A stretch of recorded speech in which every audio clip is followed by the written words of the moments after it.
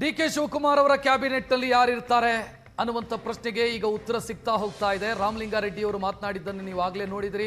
ರಾಮಲಿಂಗಾರೆಡ್ಡಿ ಅಧಿಕೃತವಾಗಿ ಪ್ರಕಟಿಸಿದ್ರು, ನನಗೆ ಫೋನ್ ಬಂದಿದೆ ಅನ್ನೋದನ್ನ. ಇದರ ಮಧ್ಯೆ ಕೆಪಿಸಿಸಿ ಅಧ್ಯಕ್ಷರು ಯಾರೋ ಬಿಕೆ ಹರಿಪ್ರಸಾದ್ ಬಹುತೇಕ ಖಚಿತ.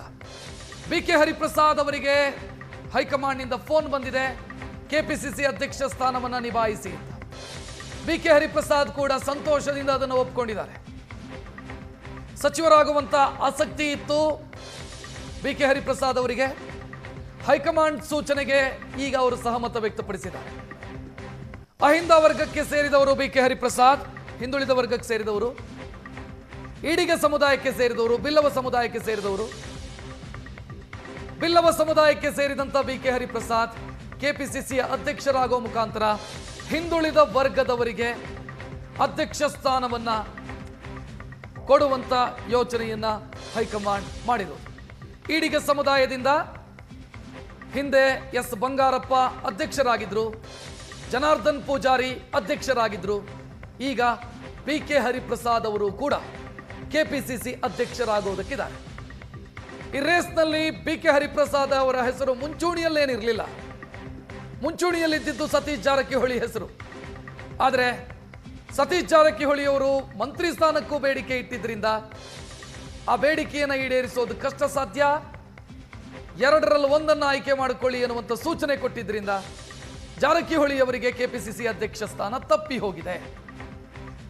ಮಂತ್ರಿಯಾಗೋದು ಖಚಿತ ಜಾರಕಿಹೊಳಿ, ಆದರೆ ಕೆಪಿಸಿಸಿ ಅಧ್ಯಕ್ಷ ಸ್ಥಾನ ಬಿಕೆ ಹರಿಪ್ರಸಾದ್ ಪಾಲಾಗೋದಕ್ಕಿದೆ. ಒಕ್ಕಲಿಗ ಸಮುದಾಯದ ಡಿಕೆ ಶಿವಕುಮಾರ್ ಮುಖ್ಯಮಂತ್ರಿ ಆಗ್ತಾ ಇದ್ದಾರೆ.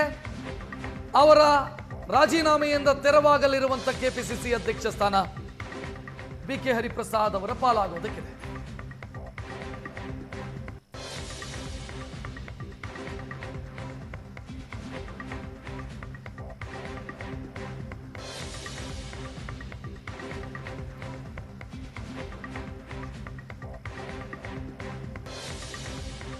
ಕೆಪಿಸಿಸಿ ಅಧ್ಯಕ್ಷ ಸ್ಥಾನ ಸತೀಶ್ ಜಾರಕಿಹೊಳಿ ಅವರು ಅದಕ್ಕೆ ಕಾರಣ ಇತ್ತು. 2028 ನನ್ನ ಟಾರ್ಗೆಟ್ ಅಂತ ಒಂದೆರಡು ಅಲ್ಲ, ಹಲವು ಬಾರಿ ಅದನ್ನು ಹೇಳಿದರು.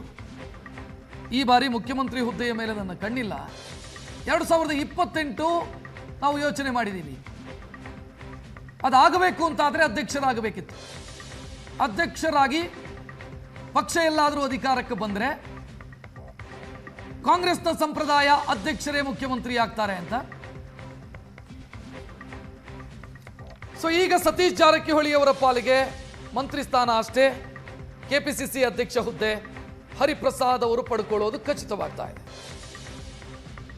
ಹೆಚ್ಚಿನ ಡೀಟೇಲ್ ಇಡೋದಕ್ಕೆ ನಮ್ಮ ಪ್ರತಿನಿಧಿ ಮಾರುತೇಶ್ ನೇರ ಸಂಪರ್ಕದಲ್ಲಿ. ಮಾರುತೇಶ್, ಈಗ ಬಿಕೆ ಹರಿಪ್ರಸಾದ್ ಅವರ ಆಯ್ಕೆಗೆ ಹೈಕಮಾಂಡ್ ಯೋಚನೆ ಮಾಡೋದಕ್ಕೆ ಏನು ಕಾರಣ ಆಯಿತು?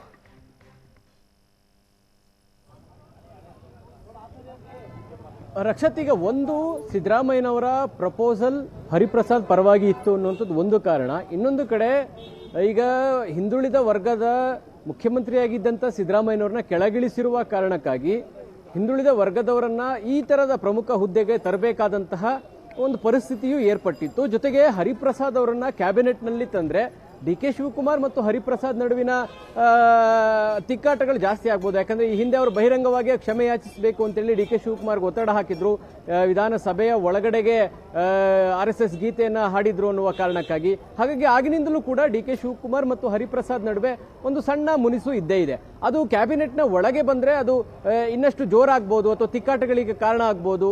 ಸುಸೂತ್ರವಾಗಿ ನಡಿಬೇಕು ಅನ್ನುವ ಕಾರಣಕ್ಕಾಗಿ ಕ್ಯಾಬಿನೆಟ್ನ ಒಳಗೆ ತರುವಂತಹ ನಿರ್ಧಾರವನ್ನು ಹೈಕಮಾಂಡ್ ಮಾಡಿರಲಿಲ್ಲ. ಹೀಗಾಗಿ ಉಳಿದಿರ್ತಕ್ಕಂಥ ಆಯ್ಕೆ ಯಾವುದು? ಒಂದೋ ರಾಜ್ಯಸಭೆಗೆ ಅವ್ರನ್ನ ಕಳಿಸಬೇಕು ಅಥವಾ ಕೆಪಿಸಿಸಿ ಅಧ್ಯಕ್ಷ ಸ್ಥಾನಕ್ಕೆ OBC ವರ್ಗದವ್ರನ್ನೇ ತರೋದು ಸೂಕ್ತ ಅಂತ ಹೈಕಮಾಂಡ್ ಅನಿಸಿರಬೇಕು.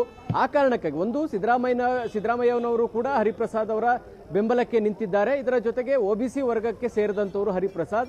ಆ ಕಾರಣಕ್ಕಾಗಿ ಅಂದ್ರೆ ಸೀನಿಯರ್ ಇದ್ದಾರೆ, ರಾಜ್ಯದ ಎಲ್ಲ ಮೂಲೆಗಳು ಗೊತ್ತು ಅವರಿಗೆ, ಎಲ್ಲ ಕಡೆ ಓಡಾಟ ಮಾಡಿದ್ದಾರೆ.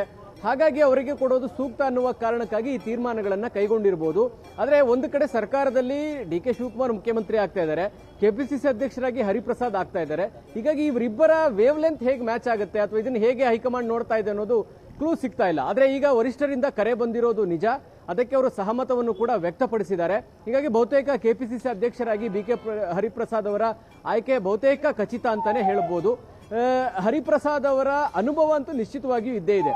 ಸಾಕಷ್ಟು ರಾಜ್ಯಗಳಿಗೆ ಉಸ್ತುವಾರಿಯಾಗಿ ಕೆಲಸ ಮಾಡಿದ ಎಕ್ಸ್ಪೀರಿಯನ್ಸ್ ಇದೆ. CWC ಮೆಂಬರ್ ಆಗಿಯೂ ಕೂಡ ಕೆಲಸ ಮಾಡಿದಂಥ ಅನುಭವ ಇದೆ. ಕೇಂದ್ರ ಮತ್ತು ರಾಜ್ಯ ಸರ್ಕಾರದ ನಡುವೆಯೂ ಕೂಡ ಒಂದು ರೀತಿ ಅವರು ರಾಜ್ಯದ ವಿಚಾರದಲ್ಲೂ ಕೂಡ ಸೀನಿಯರ್ ಲೀಡರ್ ಆಗಿ ಕಾಣಿಸ್ತಾ ಇದ್ದಾರೆ ಮತ್ತು ಕೇಂದ್ರದ ನಾಯಕರ ದೃಷ್ಟಿಕೋನದಲ್ಲೂ ಕೂಡ ಅವರು ಸೀನಿಯರ್ ಇದ್ದಾರೆ. ಆ ಕಾರಣಕ್ಕಾಗಿ ಈ ತೀರ್ಮಾನಗಳನ್ನು ತೆಗೆದುಕೊಂಡಿರುವಂತಹ ಸಾಧ್ಯತೆಗಳು ಕಾಣಿಸ್ತಾ ಇದೆ. ಅದೆಲ್ಲದಕ್ಕಿಂತ ಪ್ರಮುಖವಾಗಿ ಸಿದ್ದರಾಮಯ್ಯ ಕೂಡ ಬಿ ಕೆ ಹರಿಪ್ರಸಾದ್ ಅವರ ಹೆಸರನ್ನ ಕೆಪಿಸಿಸಿಗೆ ಸೂಚನೆ ಕೂಡ ಮಾಡಿದ್ರು. ಆ ಎಲ್ಲ ಕಾರಣದಿಂದಾಗಿ ಬಹುಶಃ ಹರಿಪ್ರಸಾದ್ ಅವರ ಆಯ್ಕೆ ಹೈಕಮಾಂಡ್ ಮಾಡೋದಕ್ಕೆ ಇವೆಲ್ಲ ಅಂಶಗಳು ಕೂಡ ಕಾರಣ ಅಂತ ಹೇಳ್ಬೋದು. ಇದರ ಜೊತೆಗೆ ಯಾವುದೇ ವಿಚಾರಗಳು ಬಂದಾಗ, ಐಡಿಯಾಲಜಿಕಲಿ ವಿಚಾರಗಳು ಬಂದಾಗ ಬಹಳ ಗಟ್ಟಿಯಾಗಿ ಹರಿಪ್ರಸಾದ್ ಮಾತನಾಡ್ತಾರೆ.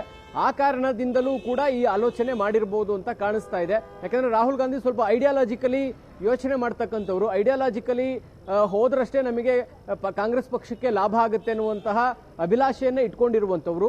ಆ ಕಾರಣಕ್ಕಾಗಿ ಬಿ ಕೆ ಹರಿಪ್ರಸಾದ್ ಐಡಿಯಾಲಜಿಕಲಿ ಕೂಡ ಸ್ಟ್ರಾಂಗ್ ಇದ್ದಾರೆ. ಆ ಹಿನ್ನೆಲೆಯಲ್ಲಿ ಬಹುಶಃ ಅವರಿಗೆ ಈ ಹುದ್ದೆ ಲಭಿಸುವಂತಹ ಅಂದ್ರೆ ಆ ತರದ ಒಂದು ತೀರ್ಮಾನಕ್ಕೂ ಹೈಕಮಾಂಡ್ ಮಾಡಿರೋದು ಅದು ಕೂಡ ಒಂದು ಕಾರಣ ಅಂತ ಕಾಣಿಸ್ತಾ ಇದೆ. ರಕ್ಷತ್, ಥ್ಯಾಂಕ್ ಯು ಮಾರುತೇಶ್ ಮಾಹಿತಿಗೆ.